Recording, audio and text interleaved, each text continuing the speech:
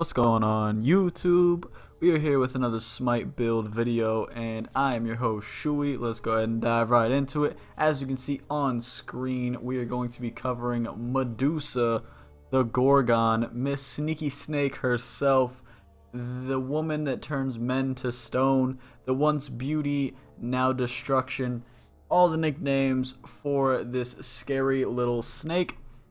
Now, she is a super aggro hunter who dishes out a crap ton of damage very early on, very fast, and sustains and scales up very well to late game. So we're going to go ahead and jump into her abilities really quick. Like we always do, her passive is Sidewinder. Medusa suffers no movement penalty when side strafing and half of the movement penalty when moving backwards. So if you haven't noticed before, when you move side to side or try to run backwards while facing the front, you slow down than if you were to be just running straight.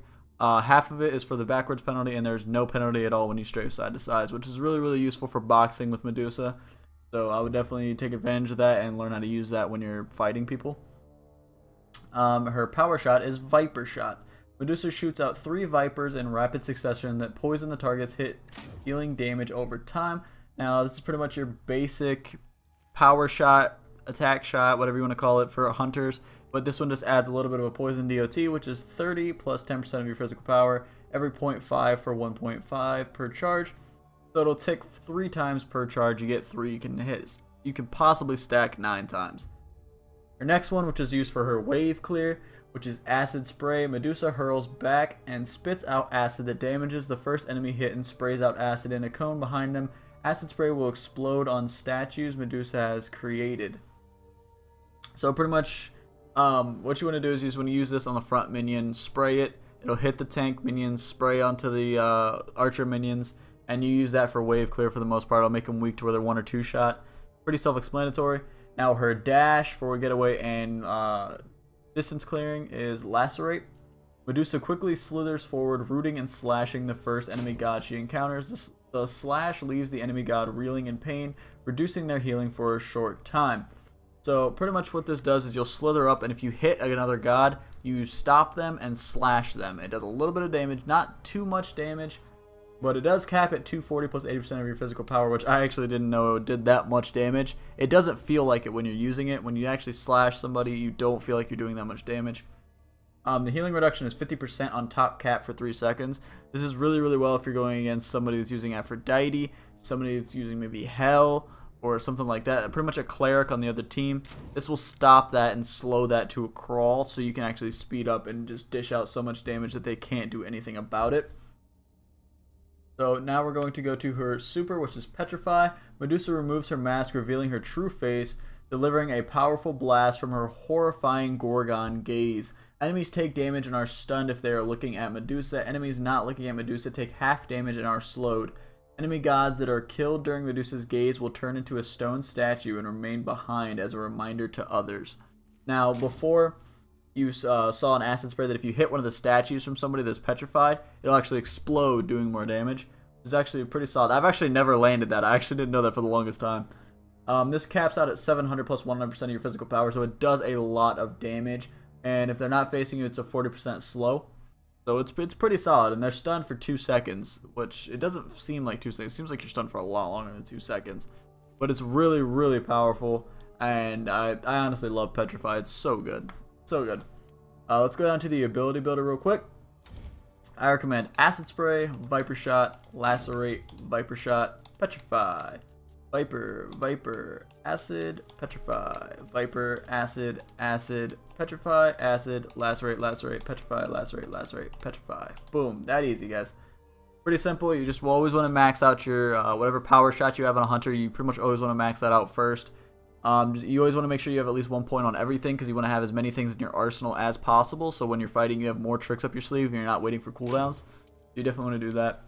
Item builder, we're going to jump right into this. We're actually going to clear this.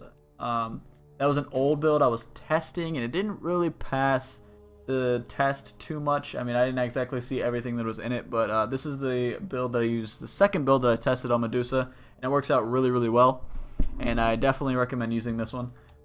Death's Toll, of course, which is just the lifesteal starter item. If you've been on my channel for a while, you guys already know meditation is the Feast of Beasts for starters.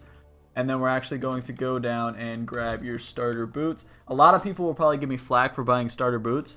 But with Medusa, I like having that little bit of increased movement speed. It'll make it to where your boxing and your passive is actually more useful when you're trying to box somebody in ADC. Because that's probably where you're going to be with Medusa's ADC or solo lane. I definitely recommend ADC because if you pair up with a support Athena, the Athena-Medusa combo is broken. Athena does a taunt, forces the look, and when she taunts, forces the look, you petrify. You can pair that up and you're running support with somebody in your party. Time that perfectly, get that combo down. Too broken, guys. Too broken. It's so good. And then also in this, we are going to be buying 2 mana pots. Now, you want to buy mana pots instead of life because life, you're going to get a lot of it back from Death's Toll. And she's super mana heavy because her wave clear and her super and her dash and everything like that. You're going to be using a lot of mana with her. People are going to be targeting you down a lot as being Medusa due to the fact that you have an entire team effective super. So you can pretty much petrify an entire team in a team fight if they're all looking at you, and it can totally shift the entire tide of a battle. So they're going to target you down, and they're going to try to make you as less fed as possible so that your petrify does damn near nothing. So pretty much you're going to want to make sure that you have enough mana to defend yourself, and you want to make sure you have enough of your abilities open at a time to either dish out enough damage to save yourself or dash away as well. So that's why you wanted to end up grabbing mana pots, and because you want to stay in lane as long as possible. We'll talk about that here in a second. Your first core item, excuse me. We're just going to go all the way up to all items because it'll be a little easier to find it because I'm not exactly sure what it's under. Where is this bad boy at? Come on, where are you hiding from me? There it is, Transcendence. You want to buy Transcendence. Gives you 35 physical power, 300 mana, and 6 MP5. You permanently gain 15 mana per stack and receive 5 for a god kill, 1 for a min kill. Caps out at 50. Additionally, 3% of your mana is converted to physical power. So those 50 stacks, you get 150 mana. That's going to cap out at 250 mana from these, I believe. Don't quote me on that. So 250 mana from the stacks, we're going to add that. So it's going to be 350 mana from Transcendence. And then you convert 3% of that into your physical power. Pretty self-explanatory. It's really good. You want to get that early on. Now, what I said we were going to talk about right now is you don't want to leave lane unless you have $2,600. Because you do not want to come back with only tier 2 of Transcendence. I mean, if you die, go ahead and buy it because it's better than coming back with nothing. But if you're able to stay in lane until you hit that 2,600 mark. As soon as you hit that, dip back to Fountain, buy Transcendence, and go back. Because you want to be building up these stacks as soon as possible. You want to get it rolling. You want to get that going as soon as possible. Now, the next thing we're going to buy is obviously going to be our movement. And we're actually going to be buying Warrior Tabby for the physical power. Due to the fact that a lot of the stuff that we are actually going to be building here is based off of your max physical power. So we're going to go ahead and throw that on there. And then our next core item is, I'm actually going to change. I used to use a Psy, but I keep forgetting that the attack speed got nerfed a little bit. And it has physical pen now, which is nice, but I don't really like that. We're actually going to do Dev's Gloves. And it gives you 25 physical power and plus 10% physical lifesteal. You permanently gain 0.4 physical power and 0.20% physical lifesteal per stack. 5 for a god, 1 for a min, caps at 75. Reason I want to do Dev Gloves, it actually gives you more physical power, I believe, than a Psy. And this will base off and it'll scale and have a lot of synergy with a lot of the other items we're going to build later on. So we're going to go ahead and throw that on there. So this will be your core right here. And now let's get into the damage. Now the damage is a little different than what I usually do. Usually I would buy Rage and Deathbringer, right? Well, I'm not going to do that this time, actually. We're going to be buying Deathbringer first. No, Malice first, excuse me.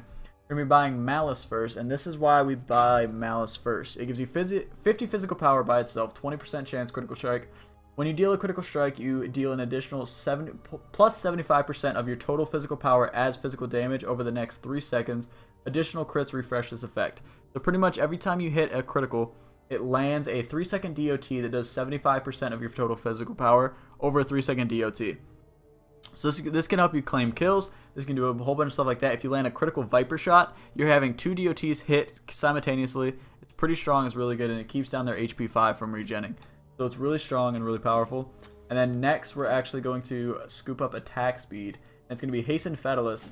Gives you 30% attack speed plus 10% movement speed. When a basic attack hits a target, the attacking movement speed debuff is removed from you for 1 second. So pretty much, if you've noticed, whenever you attack, it slows you down. I know I explain this in a lot of my videos, but if you're a first-time viewer, I gotta explain it to you anyway. Whenever you land a basic attack, I'm sure you notice when you're attacking with hunters, you move very, very slow, even if you're landing your hits. With this, when you land a hit, that slowdown is removed. So you're moving at normal speed, even when you're attacking. So as long as you're landing basic attacks and they're hitting and they're doing damage, you're going to keep moving even if they hit minions. So you remember that when you're chasing somebody down and they try to block you with a train, keep hitting the minions all the way down and you'll move super fast, and it's really, really useful. So we're going to grab that, and it also gives you bonus to movement speed, which just synergizes very, very well with its passive. And then our final piece is going to be Deathbringer, which gives you 50 physical power, 20% critical strike chance, and your critical strikes do 50% more.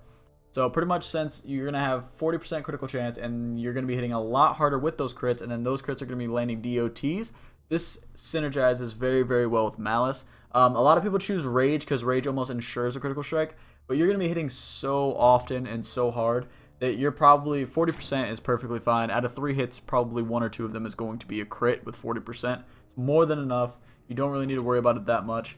Let's go ahead and throw these on here to look at your overall stats. You're going to be having a 307 basic, 236 power, 1.5 attack speed, 10 lifesteal, but that stacks more when you get dev gloves full. 0 pen, perfectly fine, but you can actually rotate out Titan's Bane for maybe Deathbringer, or maybe even your Warrior Tabby, which I actually recommend using. Actually, I'm actually gonna point that out right now. I actually recommend switching out your Warrior Tabby for, where is it? There was something here. There it is. I actually recommend switching out your Warrior Tabby for Winged Blade when you get to the final, because Winged Blade is actually really good, and it only makes it to where you lose 8% movement speed, because you have movement speed on your Hastened Fatalis and off Winged Blade, but it gives you cooldown reduction, attack speed, and bonus health. And also when you're hit with a slow, it actually speeds you up, so it's actually really good if you're going against gods that like to use Frostbound Hammer and stuff like that, because it makes it to where you're not slowed down. And when you're slowed down, you're vulnerable, because your bonus is that you're able to move super fast and box people. That's what makes you powerful, that's what makes you aggressive, and that's what makes you scary.